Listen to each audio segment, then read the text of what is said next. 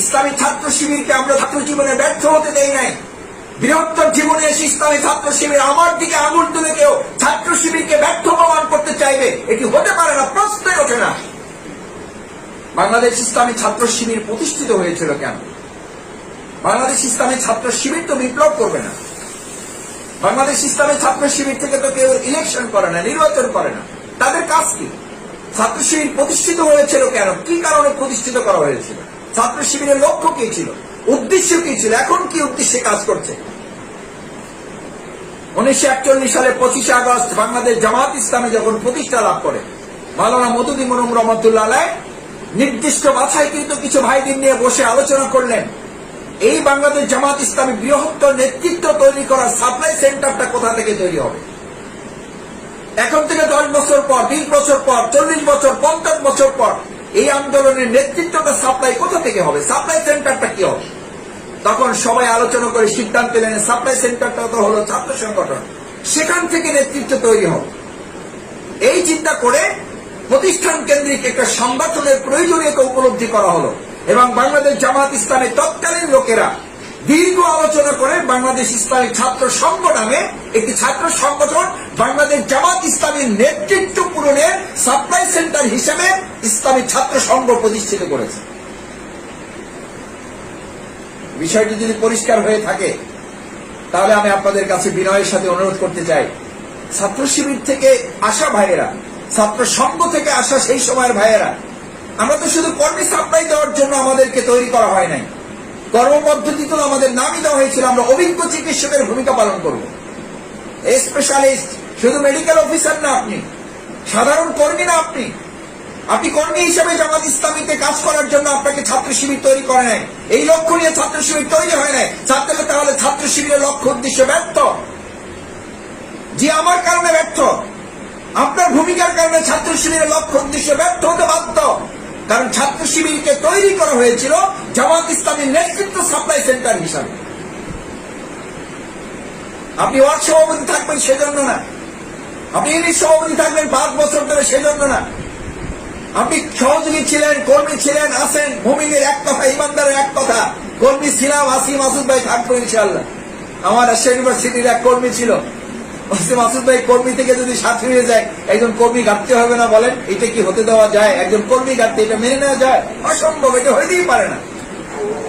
বললাম সর্বনাশ, আপনার তো বিরাট যুক্তি, কঠিন যুক্তি আপনার। আপনি কর্মী ঘাটতি মেনে নিতে পারেন না, সেই জন্য আপনি সাথী হচ্ছেন না। ঠিক একইভাবে একজন সাথী বলতেছে, মাসুদ ভাই আমি সাথী থেকে সদস্য হয়ে গেলে একজন সাথী ঘাটতি হবে। কি অদ্ভুত যুক্তি তার, কি মারাত্মক বুদ্ধিমত্তার পরিচয় দিয়েছেন তিনি। অথচ ইসলামী ছাত্র শিবির প্রতিষ্ঠা করা হয়েছিল এই লক্ষ্য নিয়ে যে ইসলামী ছাত্র শিবির থেকে কর্মী সাপ্লাই হবে না, ইসলামী ছাত্র শিবির থেকে জনশক্তি সাপ্লাই হবে না, নেতৃত্ব সাপ্লাই হবে। তাহলে বলবেন যে সবাই থানামির হবে, সবাই মহানগরী আমির সেক্রেটারি হবে না, কিন্তু সবাই এমনভাবে প্রস্তুত থাকবে যে ইউনিট সভাপতি থাকবে, কিন্তু তিনি রকম থাকবেন, তিনি চূড়ান্ত শপথের অধিকারী থাকবেন, জীবন এবং সম্পদের চূড়ান্ত বাজি রেখে তিনি ইসলামী আন্দোলনে ভূমিকা রাখার প্রস্তুত থাকবেন। যে কোনো সময় চাইলে যেন তাকে থানামিরের দায়িত্ব দেওয়া যায়। এটি মারাত্মক আরেকটি আত্মঘাতী কথা। আমি প্রতিষ্ঠিত হয়ে দিন প্রতিষ্ঠা করব, এটা রীতিমতো ইসলামী আন্দোলন আল্লাহর দ্বীনের প্রতি কিছুটা অবজ্ঞা প্রদর্শন করার শামিল। অথচ এই কথাটা কিন্তু আমরা হরহামেশা বলে বেড়াই, প্রায় বলে থাকি, মাসুদ ভাই, বাড়ি ভাই, সোহেল ভাই, হেলাল ভাই, বুলবুল ভাই, আমাকে একটু প্রতিষ্ঠিত হতে দেন। আপনি প্রতিষ্ঠিত হয়ে ইসলাম প্রতিষ্ঠা করবেন, ইসলাম আপনার কাছে এত ঠেকা পড়ে নাই। মাস্টার্স পাস করেছি কিছু করে চাকরি করে খাওয়ার জন্য না, পিএইচডি ডিগ্রি করেছি এটার জন্য না যে মানুষ আমাকে সম্মান দিবে, এটা করেছি ইসলামী আন্দোলনের জন্য। কেউ যেন আমাকে কটাক্ষ করতে না পারে, আমাকে যেন হ্যাঁ প্রতিপন্ন করতে না পারে, আমাকে যেন ছোট করতে না পারে, দিন প্রতিষ্ঠার কাজ যেন মাথা উঁচু করে করতে পারে, বাতিলের মোকাবেলার জন্য আমাকে কেউ বুদ্ধিভিত্তিক কাজে যেন আমাকে হারিয়ে দিতে না পারে। আমি প্রতিষ্ঠিত হয়ে দিন প্রতিষ্ঠা করবো, আপনার কাছে ইসলামে এত ঠেকা পড়ে নাই। বরং ইসলাম আপনাকে উল্টো বলছে, দিন প্রতিষ্ঠা করো, আল্লাহ তাআলা দুনিয়াতে তোমাকে বোনাস হিসাবে প্রতিষ্ঠিত করে দেবেন। আপনি ভাবছেন মাসুদ ভাই এটা কোথায় পাইছেন? বাংলা সাহিত্যে? আপনি বাংলা ছাত্র, উপন্যাস থেকে বলছেন? না, উপন্যাস থেকে বলছি না, এটা মহাগ্রন্থ আল কোরআন থেকে বলছি।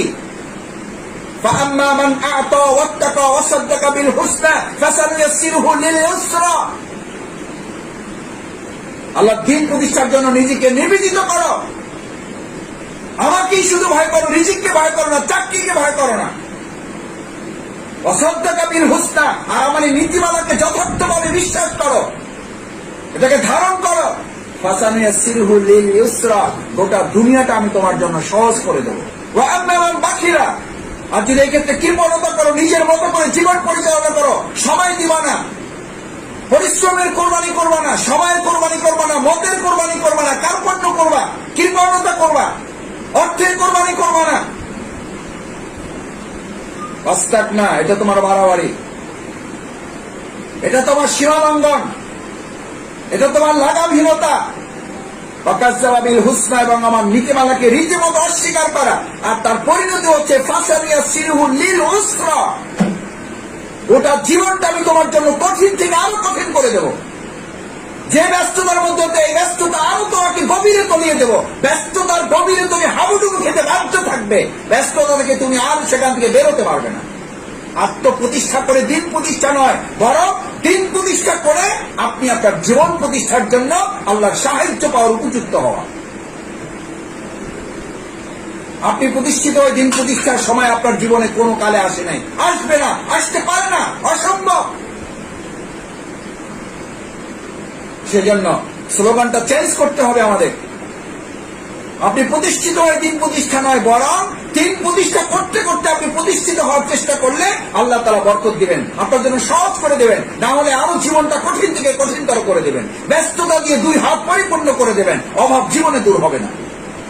হাদিসে কুদসির বর্ণনা, ইয়া বানি আদম, আমি বনি আদমকে সৃষ্টি করে তার সাথে ব্যস্ততাও দিয়েছি, এই ব্যস্ততা থেকে মুক্ত হয়েছে দিন কায়েমের আন্দোলনে নিজেকে সামিল করবে, আমি তাকে দুটো পুরস্কার দেব। প্রথম, নাম্বার 1, তার হৃদয়টা অন্তরটা প্রশান্তি দিয়ে ভরে দেব। 2,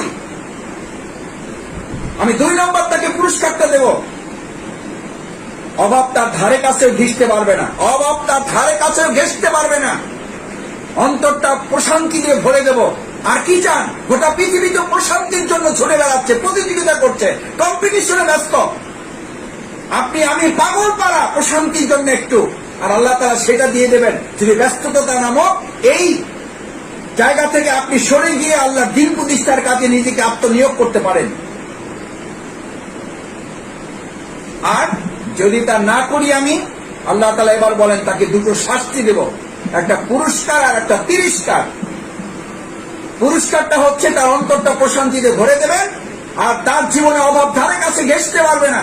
আর তিরস্কারটা হচ্ছে যদি সে এই ব্যস্ততা থেকে মুক্তি নিয়ে আমার দিন কায়েমের আন্দোলনে নিজেকে সামিল না করে, তাহলে আমি প্রথম তার 2 হাত ব্যস্ততায় পরিপূর্ণ করে দেব, ব্যস্ততা আরো বাড়িয়ে দেব, ব্যস্ততায় হাবুডুবু খেয়ে তলিয়ে যাবে, সে হারিয়ে যাবে দুনিয়ার ভিতরে, সে না দিন পাবে না দুনিয়া পাবে, আর কোনো কালই তার অভাব দূর হবে না, কোনো কালই তার অভাব দূর হবে না।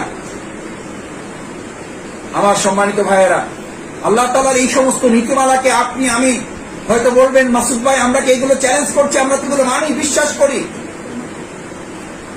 সেই জন্য আসুন আমরা এই কথাটুকু বলতে চাই যে ব্যস্ততার দোহাই দিয়ে, কোন অজুহাত দিয়ে, নামাজ থেকে তো কোন ইমামের কাছ থেকে আপনি ছুটি চান না, ব্যস্ততার কথা বলে কোন ইমাম সাহেবকে ফোন দিয়েছেন, হুজুর আজকে ব্যস্ততার কারণে জুমার নামাজে আসতে পারবো না, ছুটি চাই। পৃথিবীর এরকম কোন বাহাদুর ইমাম আছে যে আপনাকে ছুটি দিতে পারে নামাজ থেকে? পৃথিবীর এমন কোন বোকা মুসল্লি পেয়েছেন দুনিয়ার ব্যস্ততার জন্য কোন ইমামের কাছ থেকে ছুটি নেয়? কিন্তু আমার এরকম বোকা ইসলামী আন্দোলনের লোক আমরা খুঁজে পাই, দায়িত্বশীলের কাছ থেকে 6 মাসের ছুটি নিয়েছে, আপাতত আমাকে কোনো কাজ টাজ দিয়েন না, আমি 6 মাসে একটু আমি কাজ গুছাইয়া তারপর ইসলামী আন্দোলনে কাজ করতে চাই। কত বড় দুঃসাহস আপনার! ওই 6 মাসে আপনি বেঁচে থাকবেন, তার কি নিশ্চয়তা আপনার কাছে আছে? কি নিশ্চয়তা আছে আপনার কাছে? হাত্তা জুরতুমুল মাকাবির, কবর পর্যন্ত চলে যাবেন, ব্যস্ততা নামক এই কাজ থেকে আপনি বাঁচতে পারবেন না। সেই জন্য ছাত্র শিবিরের ইসলামী আন্দোলনের আমার প্রাণপ্রিয় ভাইয়েরা, যারা এই কাজ করে অভিজ্ঞতা অর্জন করেছেন, ইসলামী আন্দোলনের যে রাষ্ট্র বিনির্মাণের স্বপ্ন দেখতেন, সেই স্বপ্ন বাস্তবায়নের মূল জায়গায় আপনি এসে দাঁড়িয়েছেন। বাংলাদেশ জামাত ইসলামী বৃহত্তর আন্দোলনে নেতৃত্ব সাপ্লাইয়ের মূল সেন্টারে আপনি আজকে শপথ নেবেন। যে শপথ আপনার ছিল সেটা একটু পুনর্মূল্যায়ন করবেন, একটু নবায়ন করবেন, এটাকে একটু রেনিউ করবেন। শুধু আপনার তো সাথী শপথ ছিল, সদস্য শপথ ছিল, আপনার তেলাওয়াত ঠিক করা আছে, সিলেবাস পড়ানো আছে, আপনি সময় দিতে জানেন, দাওয়াতি কাজ করতে জানেন, অভিজ্ঞ মানুষ, নিষ্ক্রিয়কে সক্রিয় করতে জানেন, সক্রিয়কে আরো সক্রিয় করার কৌশল আপনার জানা আছে।